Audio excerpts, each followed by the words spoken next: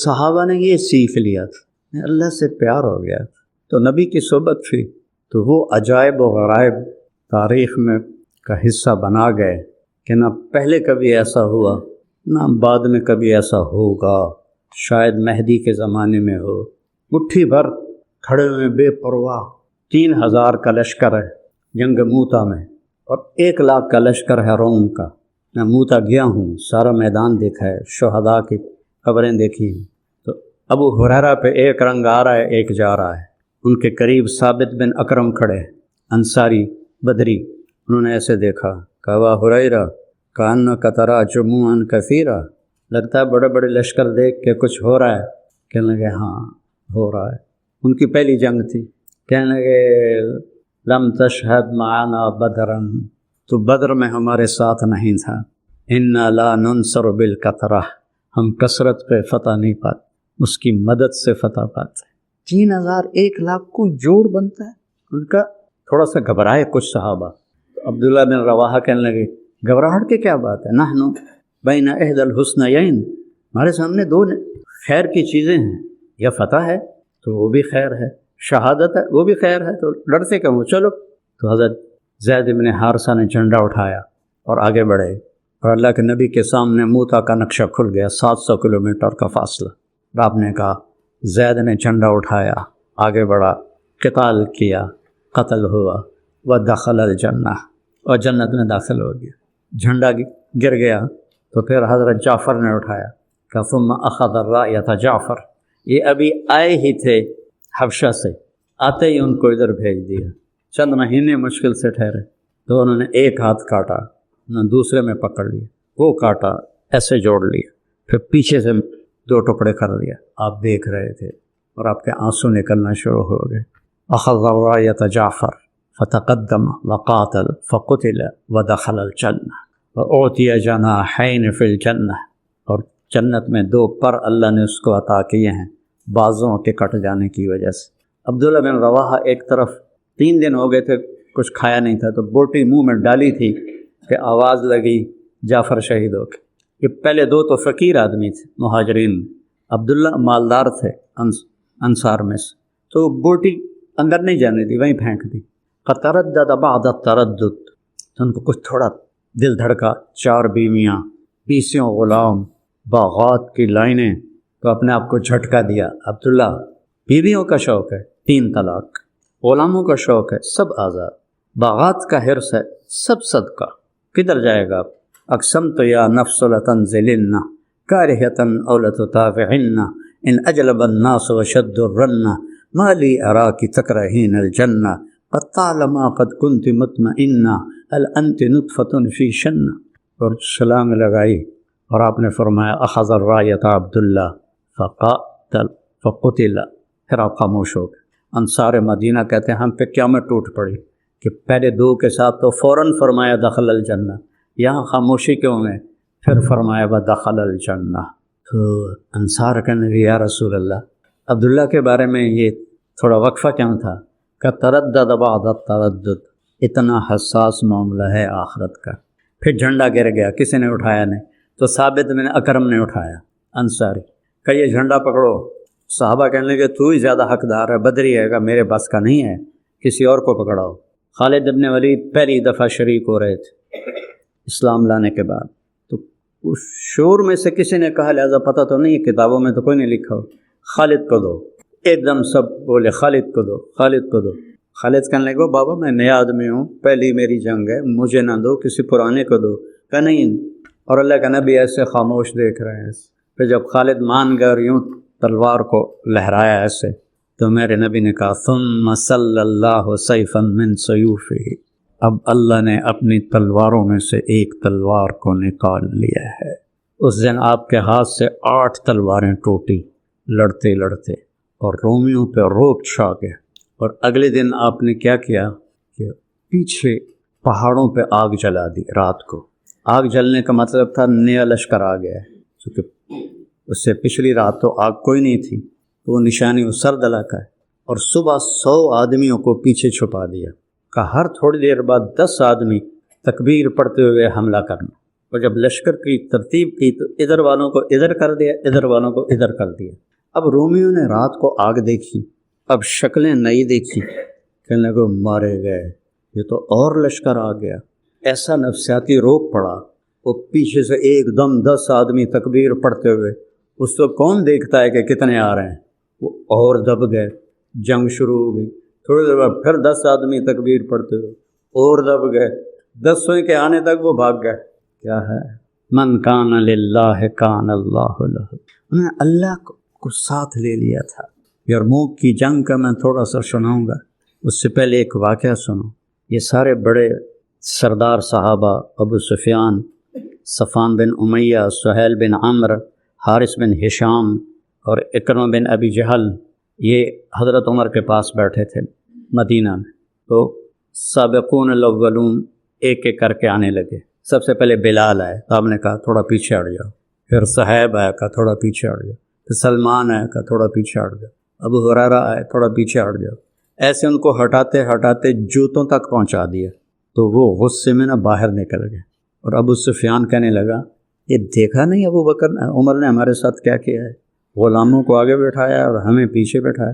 تو سہیل بن عمرو بڑے سمجھدار تھے، کہنے لگے ابو سفیان عمر کو ملامت نہ کرو، اپنے آپ کو ملامت کرو، اس میدان میں وہ ہمارے بڑے ہیں کہ انہوں نے کلمہ پہلے پڑھا، ہم پیچھے رہ گئے۔ سوچ دیکھو، ایک دم کہنے لگے دنیا میں چلو پیچھے رہ گئے کوئی بات نہیں، اگر آخرت میں بھی رہ گئے پھر کیا بنے گا؟ تو چلو عمر سے پوچھیں کہ ہمیں کوئی طریقہ بتائے کہ ہم آگے تو نہیں نکل سکتے، برابر تو ہو جائے۔ تو یہ سارے آ گئے۔ تو سہیل ابن عمر کہنے لگے عمر جو تم نے کیا ہے ہم نے دیکھا ہے، ہمیں منظور ہے، لیکن یہ بتاؤ کوئی ایسا طریقہ ہے، ہم تمہارے آگے تو نہیں نکل سکتے، برابر ہو سکتے ہیں؟ آپ نے کہا ہاں۔ انہوں نے اللہ کی راہ میں جانے دی، تم بھی دے دو تو ہو جاؤ ٹھیک۔ تو یہ سارے واپس آئے۔ 400 قریش کے سردار یہ مکہ سے نکلے۔ حارث بن ہشام نے جب مکہ چھوڑا، ابو جہل کے بھائی، چھوٹے بھائی، تو سارا مکہ ان کو چھوڑنے باہر آیا، عورتیں بھی، مرد بھی، بچے بھی، اور سارے رو رہے تھے۔ تو حارث نے ان کو دیکھا تو کہا یا اہل مکہ ما ترکنا مکہ رغبۃ عنہا، مکے سے بے رغبت ہو کر مکہ نہیں چھوڑ رہے ہیں، بلکہ ایک صدا دینے والے نے صدا لگائی، ہمارے غلام لبیک کہہ گئے، ہم پیچھے رہ گئے۔ کہ اگر مکے کے پہاڑ سونا بن جائیں اور میں سارے خرچ کر دوں تو ما ادرکت مدہم، نہ کہ ایک مد جو انہوں نے خرچ کیا تھا نبی کے دور میں اس کو بھی نہیں پہنچ سکتا ہوں، جان دے کہ شاید برابری ہو جائے۔ جب یہ حضرات پہنچے تو اس وقت یرموک کی جنگ سر پر تھی، اور حضرت خالد بن ولید مصر میں لڑ رہے تھے، عراق میں لڑ رہے تھے۔ ابوبکر صدیق رضی اللہ تعالیٰ عنہ نے پیغام بھیجا کہ تم فوراً پہنچو یرموک، کمان سنبھالو۔ اس کے بعد ان کا انتقال ہو گیا اور حضرت عمر خلیفہ بنے۔ تو میں قربان جاؤں خالد پہ کروڑوں دفعہ۔ جب وہ کمان سنبھالنے پہنچے تو عمر کا خط آیا پڑا تھا کہ تمہیں معزول کرتا ہوں اور ابو عبیدہ کو امیر بناتا ہوں۔ اور 2 راستے تھے عراق سے، ایک 21 دن کا جو سارا راستہ آباد تھا، ایک 7 دن کا جو صحرا تھا۔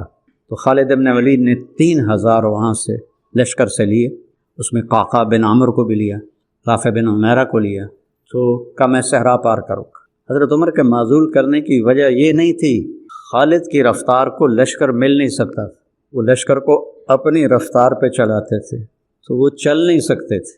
اس بات کو حضرت عمر نے بھانپا تو ان کو ہٹایا اور ایک نرم ابو عبیدہ کو امیر بنایا۔ خالد تو تھکنا جانتے ہی نہیں تھے، فرمانے لگے میری سب سے قیمتی زندگی کی جو رات ہے نا، میرا سب سے قیمتی عمل وہ شام کی وادی میں سرد رات تھی، بادل، بارش، اور میرے پاس ڈھال کے سوا کچھ بھی نہیں تھا جو میں نے سر پہ رکھی ہوئی تھی۔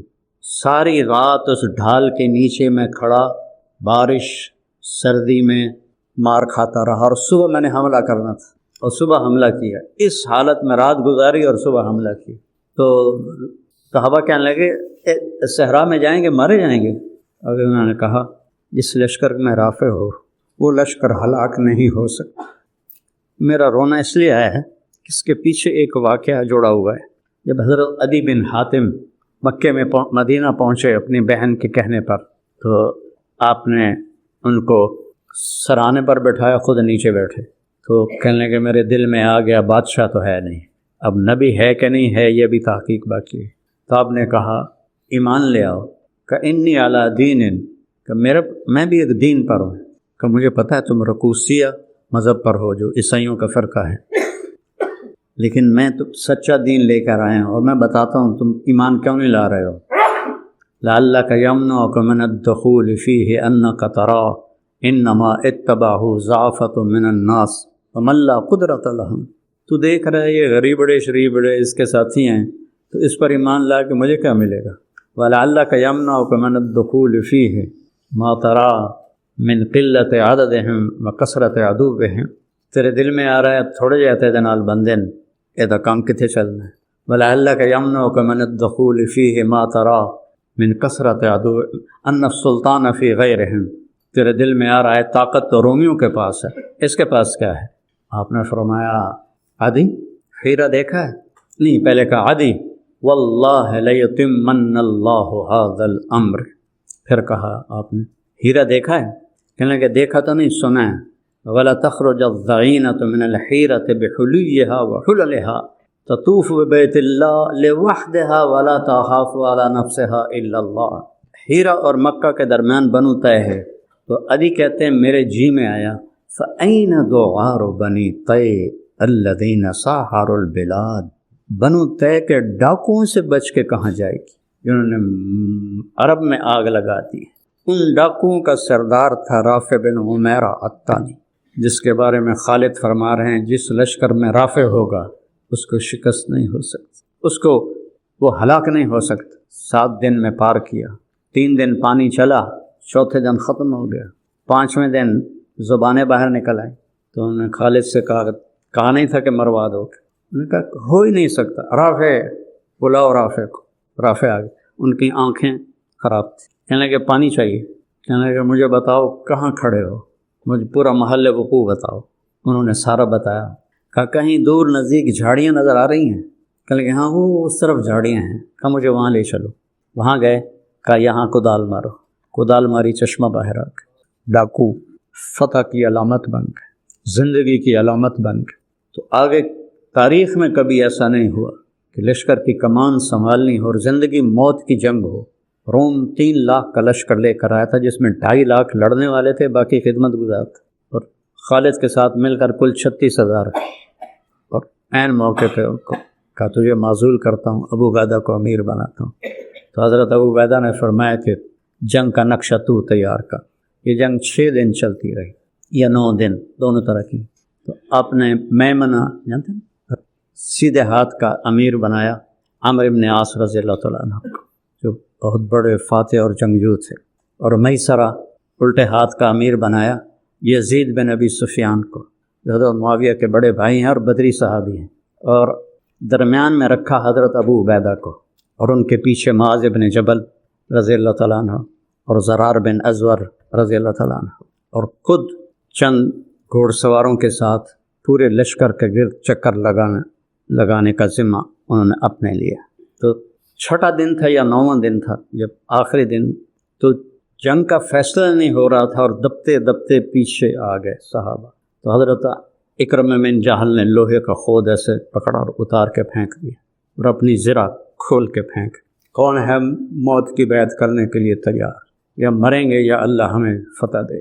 تو حضرت خالد بن ولید نے ایسے پکڑا، دونوں مخزومی ہیں نا، اکرمہ بھی مخزومی ہے، خالد بھی مخزومی ہے، الیک عنی، ایسے جھٹکا دے کے ہاتھ چھڑائے، دور ہو جا میری نظروں سے۔ انی و ابی کان من اشد الناس عداوۃ لرسول اللہ وافر منکم اليوم، آج ہی تو وہ داغ دھونے کا وقت آیا ہے کہ ہے کوئی بیعت کرنے والے؟ تو 400 قریشیوں نے بیعت، سب نے اپنے زریں اتار دی اور ٹوپیاں اتار دی اور آستینیں چڑھا کے میدان میں اتر گئے، اور لڑتے لڑتے لڑتے لڑتے یہ آخری دن تھا، اللہ نے ان کی قربانی پر روم کو شکست سے فاش دے دی۔ رومیوں کا سردار تھا باہان، رومی تھا، ان کے جو سیدھے ہاتھ کا سردار تھا اس کا نام تھا ترخان، وہ آرمینیا کا تھا، اور جو الٹے ہاتھ پر تھا اس کا نام تھا جرجر، وہ جارجیا سے تھا۔ اور رومی لشکر میں عیسائی عرب، شامی، رومی، آرمینین، جارجین، یہ سارا لشکر شامل تھا۔